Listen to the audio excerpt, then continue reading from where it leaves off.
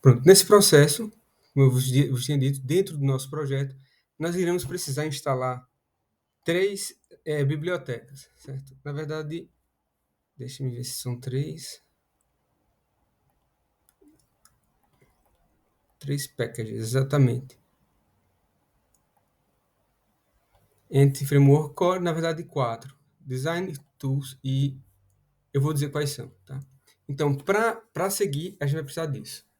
Vou carregar com o botão direito do rato aqui no meu projeto e vou vir aqui em Manage Nugget Packages.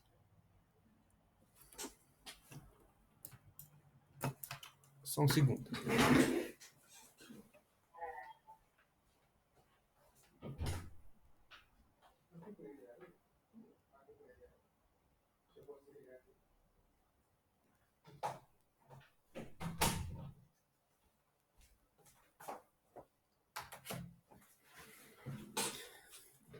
Botão direito do rato, no projeto, Manage Nugget Packages. Carrego aqui e o Visual Studio vai abrir esse ecrã aqui para mim, certo? Eu não vou carregar aqui nessa tab Installed, eu vou carregar nessa aqui que é Browse. Deixa eu só... Isso aqui está muito grande, mas tudo bem. Aqui em Browse, eu vou escrever o seguinte: Microsoft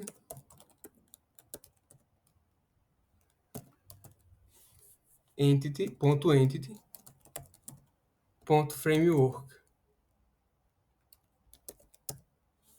Assim como está. Vai aparecer esse monte de bibliotecas aqui. Core, Abstractions, etc.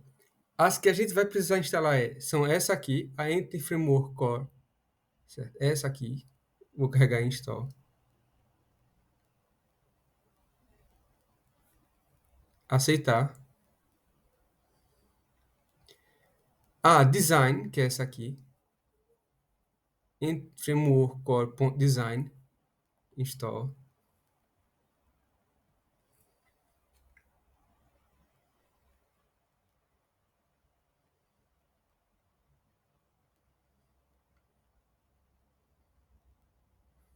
Demora um bocadinho de instalar às vezes.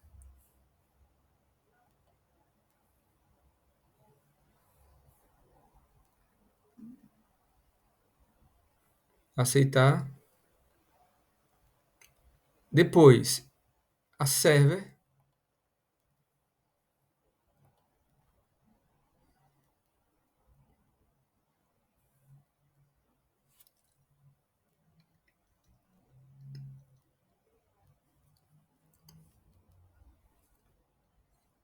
Aceitar. E por último, a tools. Instalar.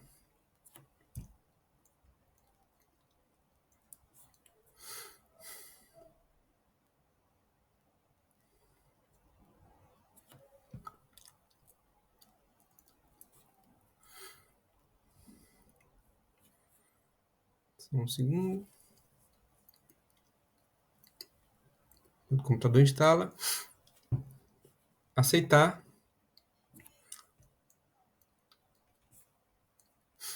E já tem aqui elas instaladas. Se eu vim aqui na tab Installed,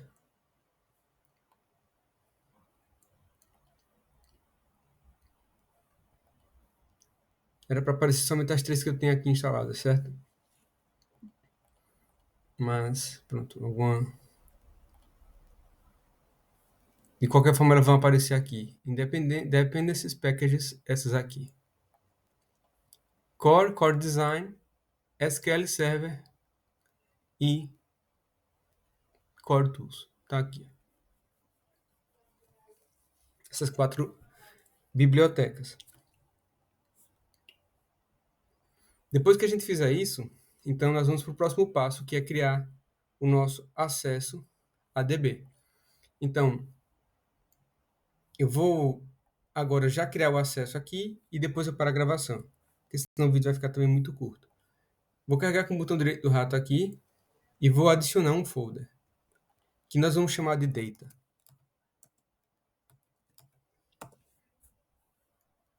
Dentro do folder, nós vamos criar uma classe que nós vamos chamar de dbContext.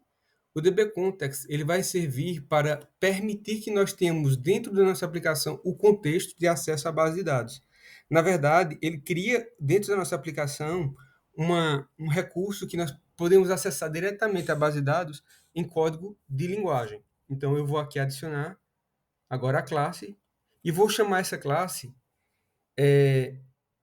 eu poderia chamar de dbContext, mas não é o nome adequado, porque dbContext já é o nome da classe que a gente vai herdar. Então, eu vou chamar ela aqui de business dbContext. Pode ser outro nome também em vez de business, certo? Pode ser o nome tecnologia acesso dbContext, mas no final a gente tem que ter sempre escrito que é um dbContext, para a gente saber que estamos trabalhando no contexto da base de dados. Vou adicioná-la. Lembrem-se sempre que ela vai ser pública. E lembrem-se sempre que aqui é o mais importante, que ela vai herdar um valor. O valor que ela vai herdar, na verdade, uma classe que ela vai herdar vai ser a dbContext.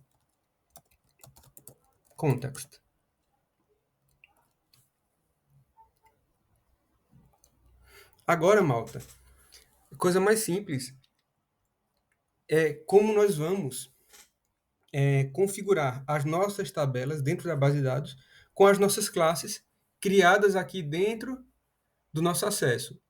Essas entidades que nós criamos aqui, elas vão servir, né, como base para a criação das tabelas quando nós fizermos uma migração.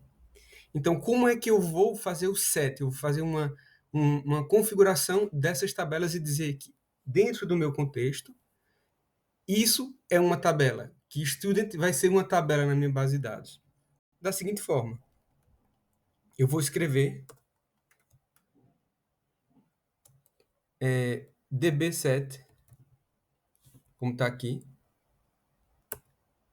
abro sinais e vou colocar aqui que dentro do meu dbset eu vou ter uma tabela, que vai ser a tabela student. Uma classe, perdão, que vai ser a classe student, que nós vamos chamar sempre no plural de students. GetSet. Então, com isso, eu estou dizendo no meu programa aqui, quando eu configurar o acesso à base de dados, ele vai encontrar a minha base de dados no endereço que eu disser. Quando encontrar lá e encontrar a tabela estudantes lá na minha base de dados, essa tabela vai ser idêntica à minha classe student. E vice-versa. Se não existir, ele cria igual a classe. E se existir e eu já tiver feito migração, ele vai pegar as informações que estão lá e trazer tais e quais a classe estudante que eu estou trazendo aqui do meu DB7. Feito isso, a última coisa que a gente vai fazer, tá, é a configuração para que a nossa base de dados seja encontrada ou acedida pelo nosso código. Como é que a gente vai fazer isso? Eu vou fazer aqui uma escrita de override para o onConfigure. No onConfiguring, eu vou tirar esse base e vou escrever o seguinte, que esse meu Options Builder vai usar uma configuração de SQL Server. E essa configuração ela vai ser feita através de uma string. Essa string, malta, eu vou passar aqui para vocês. E lembrem-se, certo? Que essas informações são as informações que vocês precisam ter guardada convosco. Tá? E essas informações são muito importantes e em alguns projetos, em qualquer projeto, elas vão ser secretas. Então, aqui eu vou colocar a string que me permite aceder à minha base de dados dentro do meu Docker. Deixa eu só tirar isso aqui e eu vou partilhar com vocês aqui essa string, explicando ela direitinho, tá? Então, eu vou só colocar aqui, vou comentar. Então, dentro do... Deixa eu só carregar Enter aqui. Da string, eu vou especificar qual vai ser o meu servidor. Localhost quer dizer que é no meu computador local, que vai ser no meu Docker. Database significa o nome da base de dados que eu vou dar se não existir. Ou seja, pode existir uma que eu posso escolher, ou eu posso colocar o nome aqui, e na hora da minha primeira migração, ele vai lá, cria a base de dados e cria as tabelas.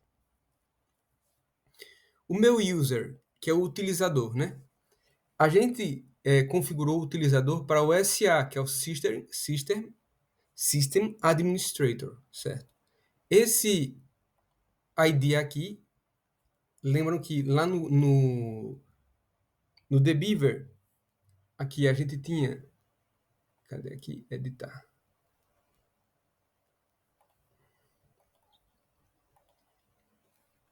A gente tinha isso como username, o SA, e a password aqui. Como a gente está fazendo tudo no string, o user ID é o SA e a password é aquela password que vocês colocaram no ficheiro Docker Compose, tá? Ou, eu acho que para duas pessoas, acho que foi a Laura e a Jenabo, que esse valor aqui a gente tinha mudado para um valor com sinais. Essas informações aqui na frente, elas também são muito importantes. Se a gente deve confiar na conexão, tem que ser sim, senão a gente não consegue conectar. Se o servidor ele tem certificado, não tem, porque senão a gente também não consegue integrar.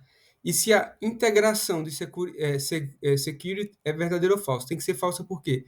Se for verdadeira, a gente não consegue aceder com o user SA. Tá? E se os dados vão ser encriptados? A gente vai dizer que não, tá bem? Então, eu vou pegar isso aqui tudo, que está aqui, vou passar para vocês, e lembrem-se de que algumas informações são informações que vocês vão trocar, exceto localhost. O database vocês podem trocar, localhost não troca, database pode trocar, password é a que vocês têm, e o resto permanece como está aqui. Vou passar isso aqui para vocês, certo? Então, repetindo, crio option builder, dizendo que vou usar o SQL Server no onConfigure e vou colocar dentro dos parênteses o endereço de string que eu vou aceder no meu computador à minha base de dados. Ok? Vou parar aqui